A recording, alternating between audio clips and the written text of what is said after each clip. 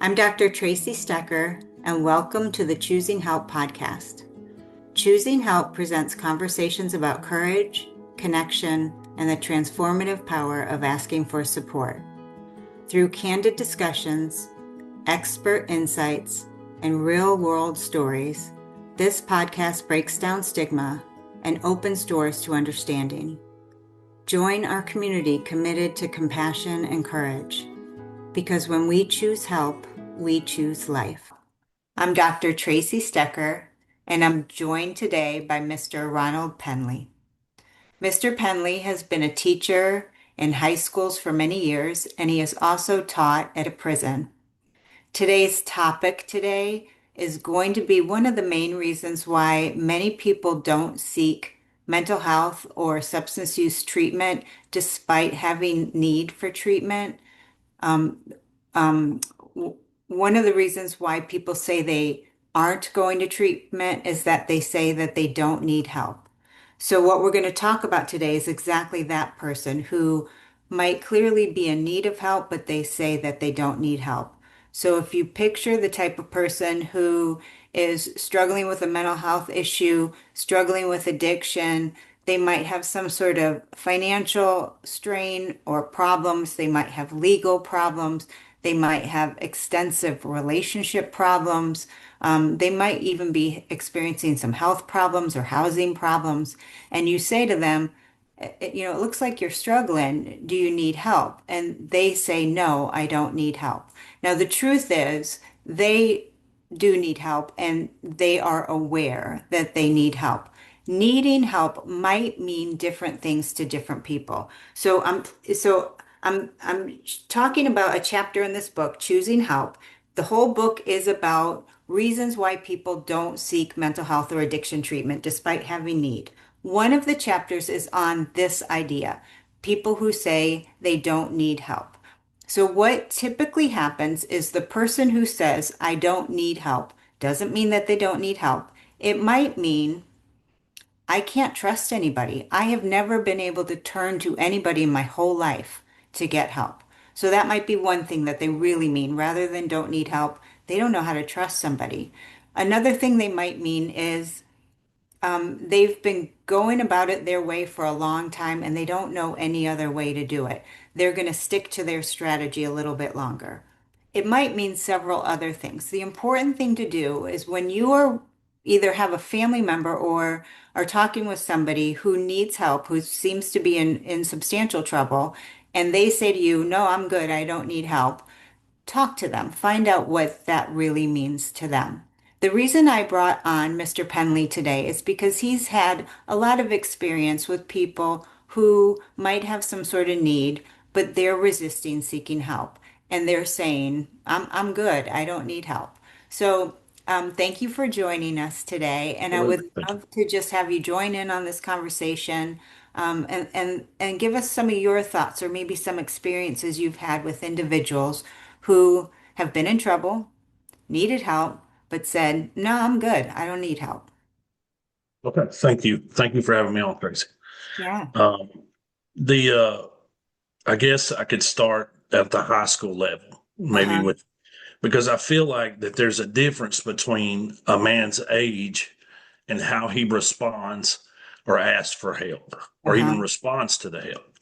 Um, a lot of times, for example, one example comes to mind that a student of mine was their grades were terrible. They were having discipline problems at school.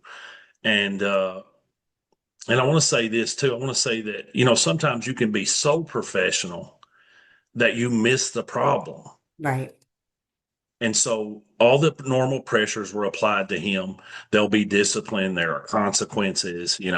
If you don't bring your grades up, you're going to fail. All the normal things were thrown at him as far as trying to get him to do better. Mm-hmm. And then come to find out he's almost starving Yeah. and he barely makes it to school. And there's some stuff going on at home.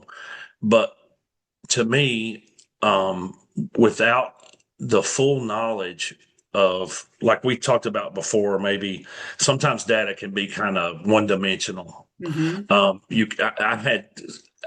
I had access to some data in that situation, but not enough to make the proper response.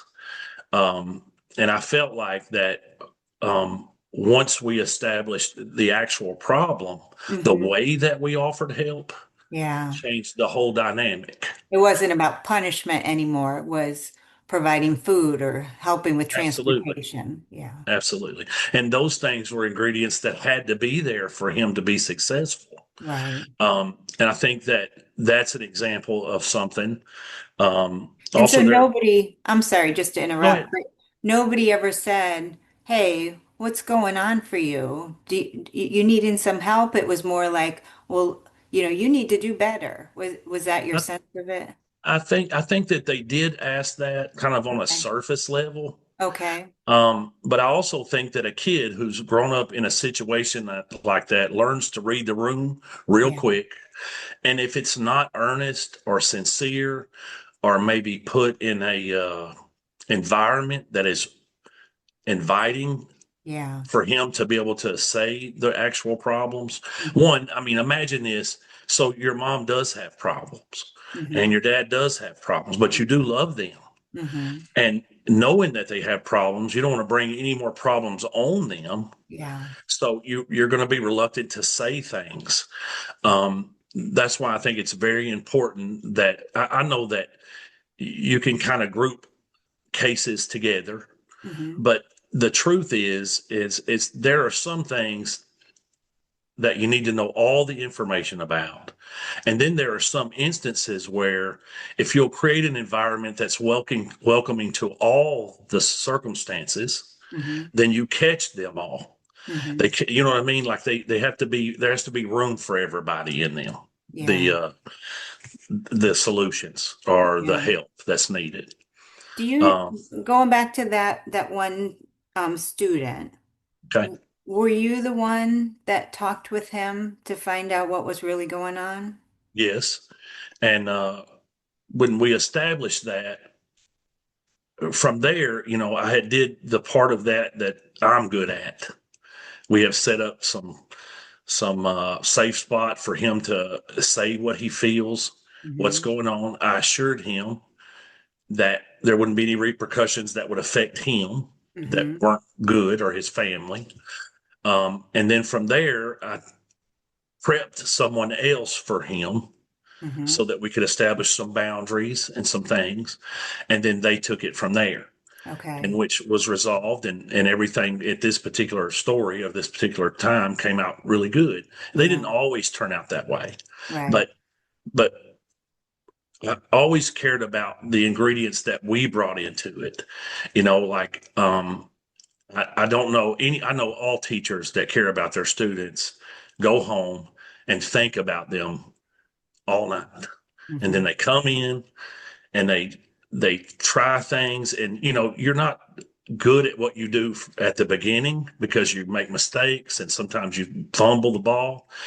But as you work through those things, you develop lots of ways of creating a conduit for them throughout the year before there's an issue.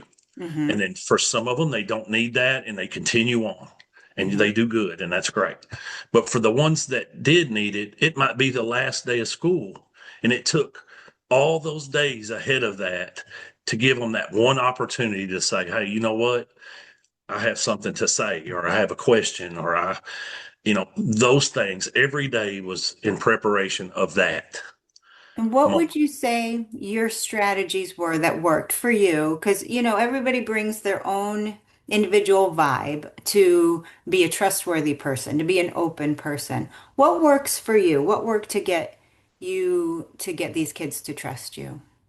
I think one is never separating myself, like always remembering that, I would always tell them that you are me.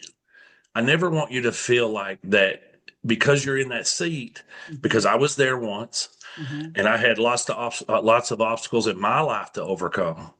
I want you to know that you are me and that we are in this together. Hmm. It's what makes me successful is the same thing that makes you successful. Mm-hmm. And together we're successful. If you're not, then I'm not, Mm-hmm. And then the other thing is that I tried to never forget what it felt like to be in trouble or in a bad place. Mm-hmm. I've dealt with things like most men in my life that were struggles and hard. Mm-hmm. Um, and I also thought about the men in my life that influenced me and Mm-hmm. the way that they handled their problems. I tried to see the ones that were successful as well as the ones that were not. Mm-hmm. And both of them were good lessons in life. Um, but I think that being honest and being honest is a funny thing, you know. Um, Sometimes the truth hurts Mm-hmm. as much as it helps, Mm-hmm. but it's so important to be in that place with them because I call it the American Idol syndrome. You watch American Idol and you see this person get up there and they're 30 years old and they start to sing and everybody's dying laughing and making fun of them. And the Mm-hmm. person's devastated. Mm-hmm. And you would think that someone that loved them or cared about them would have told them the truth Mm-hmm. about where they are.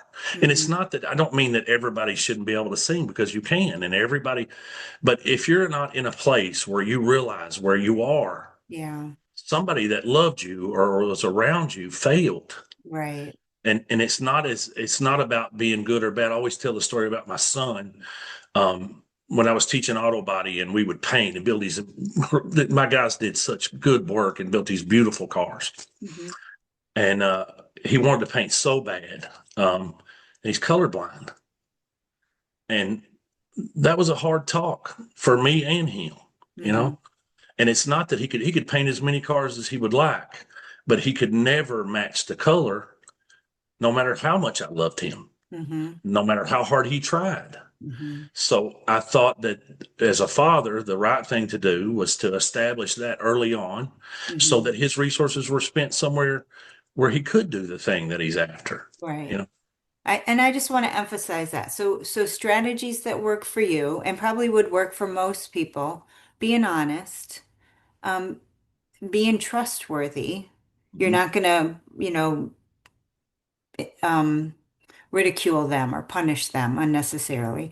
And then empathy. It sounds like empathy, really putting yourself in their shoes, trying to understand where they're coming from, maybe even gathering more of that data to find out really where they are coming from. But that empathy, thinking about what it would be like to be on American Idol and realize then, unfortunately, then that's when you realize that you're not as good a singer as you thought you were, or Yeah, that you're colorblind. You can't really do one particular skill, but there's a lot of other skills. And so absolutely. for somebody with substance use issues or mental health problems, um, letting people, letting them know, hey, I see you. I see that you're struggling. I see that things aren't going well. Would you like to talk with me? I see you. Even just that is a really kind thing to say, right? Absolutely. I agree. Yeah. Yeah. What happens though when um, they're making you mad? Because a lot of people who are struggling with mental health or substance use issues, it can be easy to have empathy for certain people in that situation, and then it could be hard for others because their way of expressing what's going on for them is more in your face, maybe more angry, maybe they're stealing, maybe they're doing all sorts of stuff. And so in those situations when it's just a little more difficult to manage that type of person, you worked in a prison, which is why I'm asking this. Sure. What Sure. happens when they're problematic, when it gets more difficult? Because I do think it's really important and worth saying again, honesty, empathy, being trustworthy, having the conversations is really good. And then what happens when it gets hard? Well, I think that's what I was saying about the dynamic about being younger and then as Uh-huh. you get older. So I Okay. worked, I worked in a men's prison. Hmm. These guys were older. They weren't Hmm. children. Okay. Um, I say that it was mentally sometimes depending on the rate of growth and maybe drug addiction or alcohol abuse, Yeah. that can be a loose term because maturity comes with experience. And if you've checked out for a long time, it takes longer to catch up. So, Mhm. with that said, I would, it's a funny thing to be angry about something or upset about something, and then to also help a person with those problems. Yeah. The dynamic is kind of a hard walk, and it takes one always remembering. Always say this. I say it about my kids. I say it about the kids at school. I say it about the prisoners that you should have as much grace as you need. Um, I know that there were times in my life, and this is how I do it, that I was the person making everyone angry.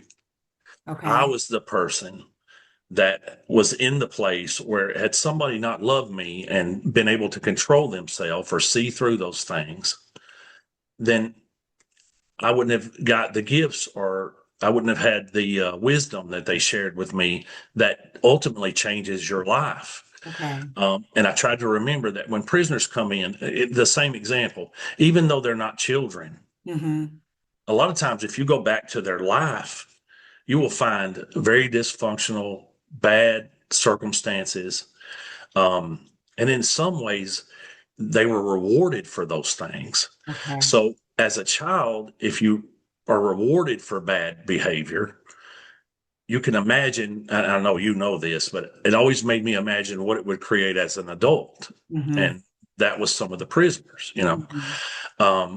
And so when I dealt with them, I tried to always remember that from whatever I do from where you meet me is to help you.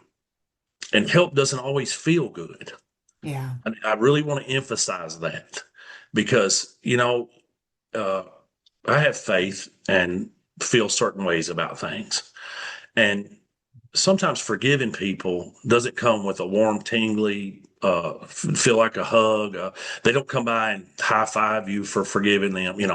And always remember that that's really about who you are. Mm-hmm. And so when you're trying to establish a relationship with an inmate or a man or a student, it's important for them to know that you meet them where they are standing.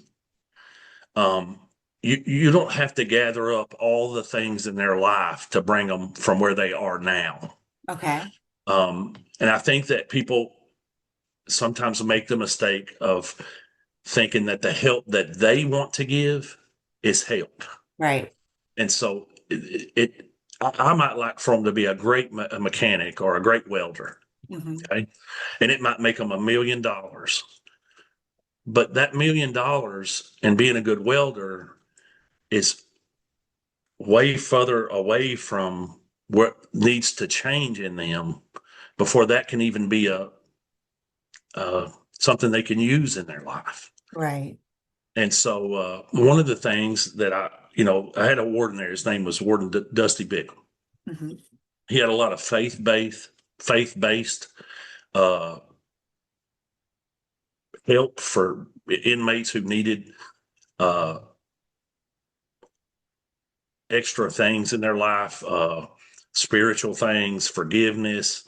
Um, and I know this is not exactly our subject, but I think that the root of most of these things, especially in a prison, come from guilt and forgiveness and um, a grief, lots of those things, Mm-hmm. and I Trauma. Right. trauma, Trauma. and those things are the things that need to be addressed ahead of what you're going to do now that you're okay. Okay. You know what I mean? And Mm-hmm. I think that Warden Bickham done a great job of providing resources for them even with other inmates. And I think that's vital too. And the reason why I say that is, I go to the doctor, and I've got a doctor, had a doctor in Conway, Arkansas, and I had a doctor in Louisiana. Mm-hmm. And I thought about before we had this conversation about what made me feel okay, because I'm a kind of hard sell on. I mean, I see the inner workings. I pay attention to people. I'm always learning about people to be that for them. So it puts the fella that's in that place for me under a pretty serious spotlight, and I examine and pay attention and focus. And I want to know the same things that I want to give the people that I'm helping about these people. Uh-huh. And one of the things that I thought about, this is not going to be fun to talk about, but it's very important, is that when I'm having in the middle of having uh,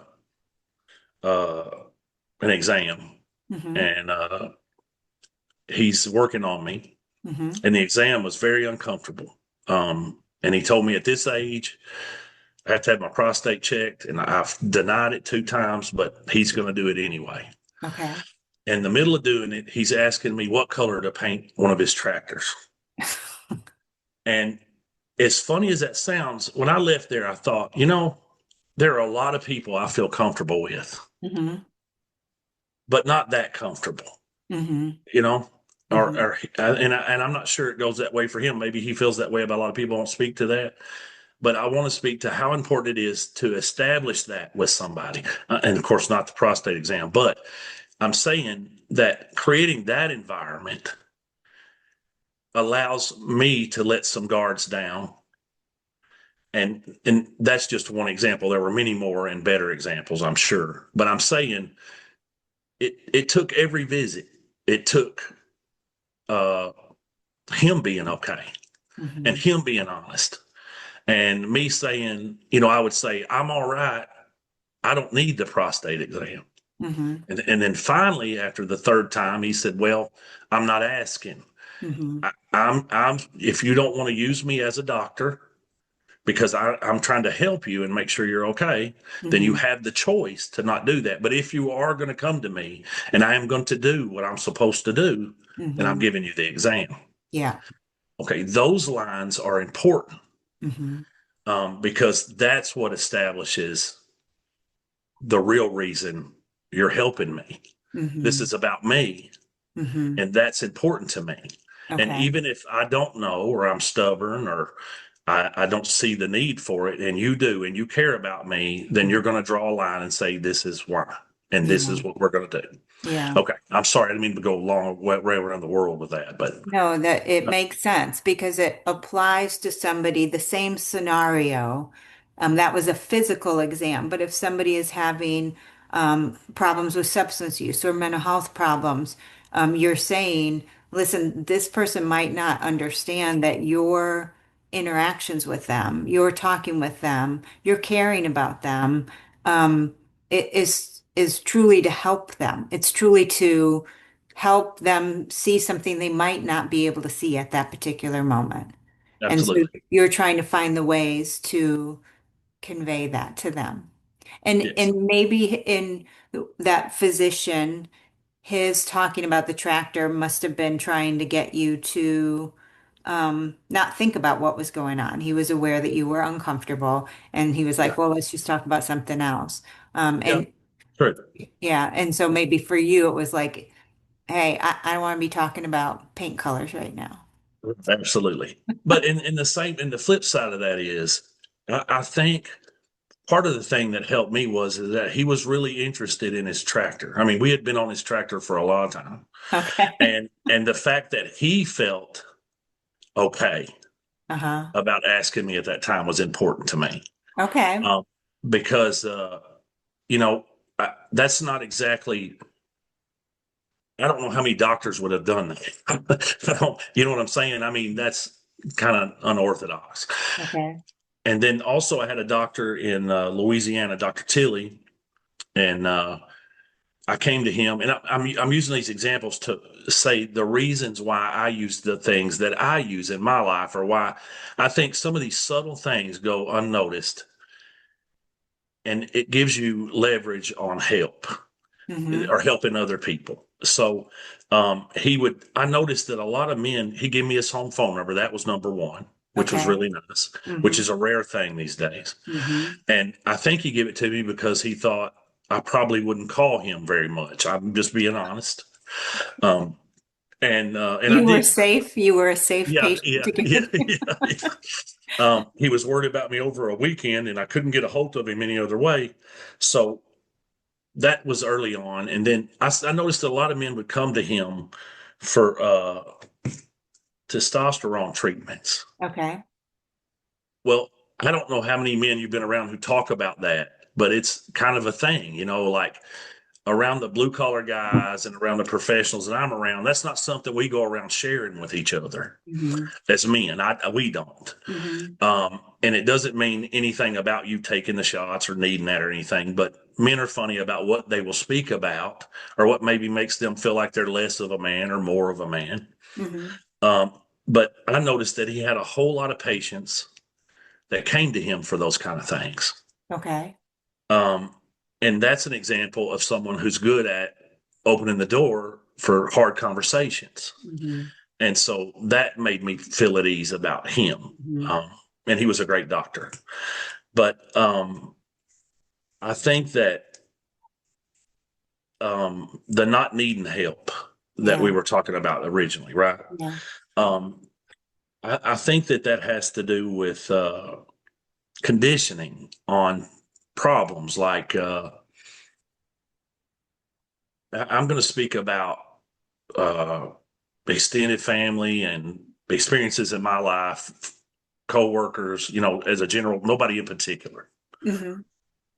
But if you were raised in a home with an alcoholic Mm-hmm. and you didn't have much, Mm-hmm. and you grow up and you become an alcoholic and you have a Mm-hmm. little is a lot to you, Mm-hmm. and it feels like so much more than you had. And I've said this before about that you would hear things like they're a functioning alcoholic. Well, the alcohol is what made them function. Mm-hmm. It was their breaks from things. So if you come to me to talk to me about helping me with alcoholism, and I know it's the only thing getting me to work and back every day, Mm-hmm. then I'm not going to hold on to that like something that's not important. Right. And then there are a lot of other examples of that, but the conditioning part, being able to recognize a problem and its severity is all related to your examples, Yeah. you know?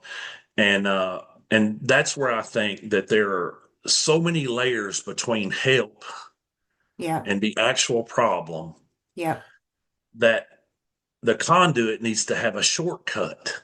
Yeah. Um, and I'll give you an example. Like we used to go to the prison rodeo, okay, and we're having fun, and you can see people out there. There's thousands of people, and you can tell the ones that are things are weighing heavy on the prisoners, especially. Well, they have 24-hour access to mental health, and all they have to do is ask. Okay. Well, a lot of people, and then they have examples like so and so went to mental health, and he's done way better. Okay. And they're on the compound, like these are real world examples around you moving all the time. So they're relatable.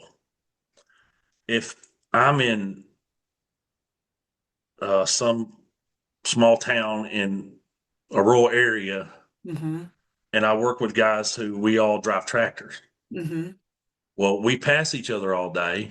Mm-hmm. And the only counseling I get may be on the weekend when I have a beer with them. Uh-huh.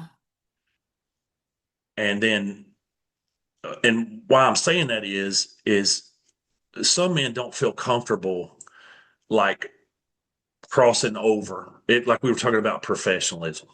If you're so professional that you don't relate to me, Mm-hmm. I can't see if you can't even understand me and why Mm-hmm. I like or feel or am the way I am, Mm-hmm. then how could you possibly understand what's wrong with me Yeah. or how Yep. I feel, you Yeah. know? Mm-hmm. And Can then I can go I ahead. even comment on that? Because Yes, I think it's please, a please. really, really, really great point you made about the person who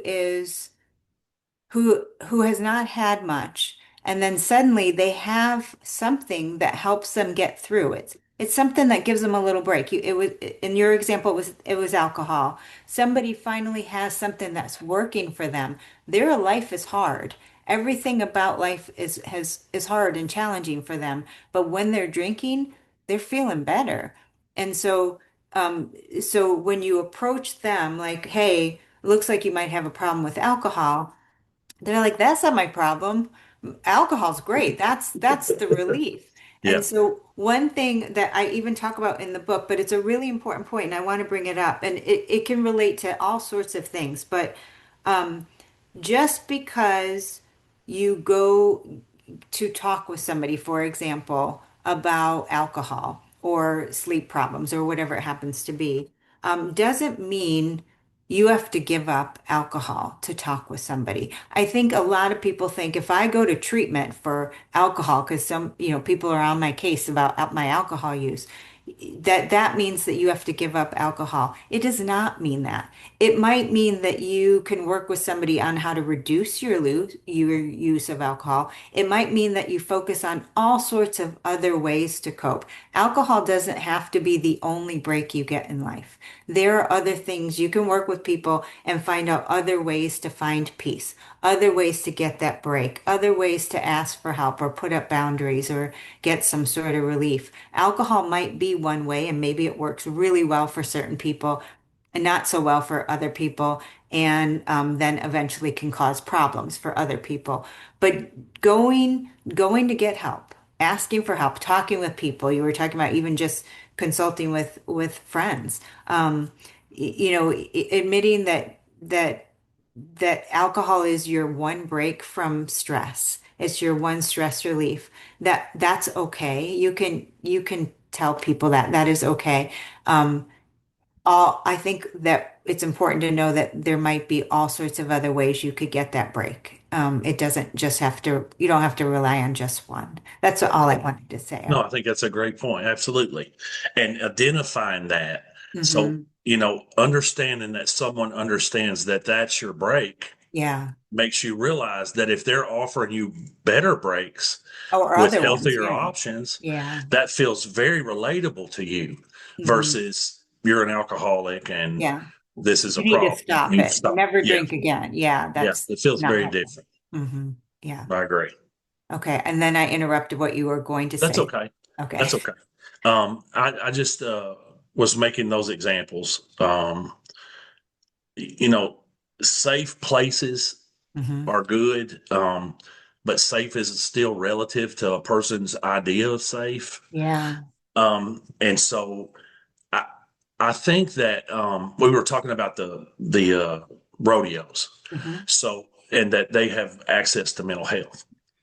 And then there are inmate counselors who will come to you and talk with you. Okay. Well, imagine in that place that you're the inmate, Yeah. okay? You're having a hard time forgiving yourself. You've got years of prison time that you're fixing to go through, which is in itself crushing sometimes, and of course it is mentally. Hmm. Um, but you have a person come who has been through all the things that you've been through, Hmm. and they speak to you in ways. I always thought about it like keys.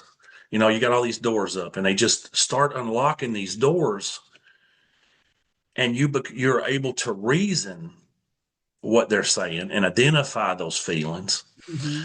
I had a friend who lost a child. It was very sad and sudden, and they were very young. And I remember thinking, and I was younger, and I was thinking, I need to think about how I'm going to help them. I love them. They've been a great friend, Hmm. family friend for years. And what am I going to do to make this better? Hmm. And through that journey, I realized that what I could do, honestly, was to be there and to to make sure, just kind of keep them on the road Hmm. and make sure they were okay and check on if they had the stuff they needed or if they were getting the things that were important, giving them a place to talk, Hmm. but never trying to relate because I couldn't. Yeah. And I didn't really understand. I heard that in my lifetime. I thought about that in my lifetime. But until I actually got to see the things that were coming out of them from the inside, Mm-hmm. I really realized, I mean, it made me realize that I couldn't relate. I didn't understand those feelings. And I Yeah. had no idea that something like that would create that in a person. And so it made me feel very different about help because if I tried to put myself in that place, it would actually hurt them. Mm-hmm. No matter how much my intentions were to be good and to be there and to be helped. But and the reason why I'm saying that is, on a basketball team, you got 10 players and one of them's a shooter and one of them's a guard. Mm-hmm. I don't feel like that in the systems I've been in, Mm-hmm. they're set up that way. I need somebody to, once I get the ball Yeah.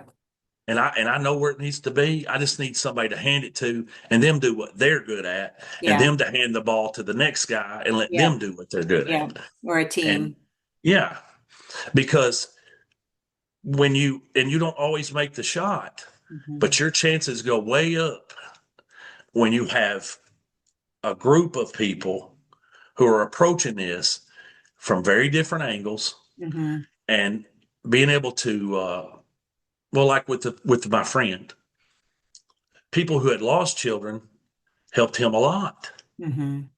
and people who had overcome the grief, and not to say they didn't miss them and it's always there, but it wasn't crippling, and they had lives and they went on with their families, Mm-hmm. and that was so vital to him. Okay, but that one element, just losing a child, Mm-hmm. didn't qualify you for that. Mm-hmm. Does that make sense? Like, Mm-hmm. I'm saying that you could get bad advice from someone, Yeah. um, depending on how they received it. Yeah. So I'm saying, it's important for people to have access, one, Mm-hmm. at their level, Mm-hmm. not having to reach so far up in the world that they feel uncomfortable to ask for it. Mm-hmm. And then also, the one thing I learned about growing up in the country and being young was, all my aunts, my mother, everybody was a doctor. That they didn't have a degree, but anytime you got hurt or you were sick or you had a problem, they would address that for you. and and sometimes they were dead on and everything was great, and sometimes they weren't. Uh-huh.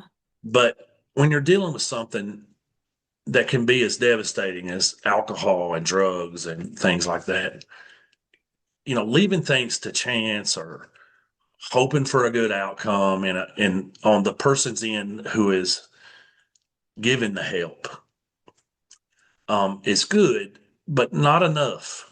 Yeah. Hope and want is not enough. You really need to do your homework and you need to pay attention and be receptive to all the nuances that the person's sharing with you, because a lot of times it's the things they don't say, Mm-hmm. not so much the things they say. So I hope that answered it. I love it. I'm going to go back to the basketball metaphor. Okay. Um, uh, if anything, just to even wrap up our whole discussion today, the basketball metaphor, I'm jumping on it. I hope it Okay. works. I don't know if Okay. it'll work, but I hope it works. I think it worked. It worked for me. Um, no matter who you are in life or what you happen to be going through or where you grew up or what your circumstances are, you have a team that you can build that will work for you. And you don't have to hold the ball all by yourself. Getting through life requires a team, whatever that team might be. You get to choose your team. Some people in your life, maybe, begrudgingly, they're on your team, but that works in basketball Good. too. Great. But make sure that everybody plays an important role that works for you. So build your team. Maybe you have a team in multiple circumstances. You have your family team, you have your work team, blah blah blah. But building your team is a really important thing. And think ahead. Like I think, hey, I can be a shooter for that person's team. Maybe I'm just gonna pitch in for this one game, but Yeah. I can really fill a role. And as a community, we serve. I mean, that's why we're here to be helpful.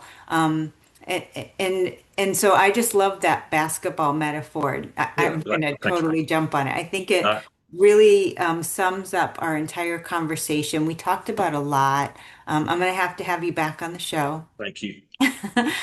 We can I'm talk glad. about some other things, but this was a great show.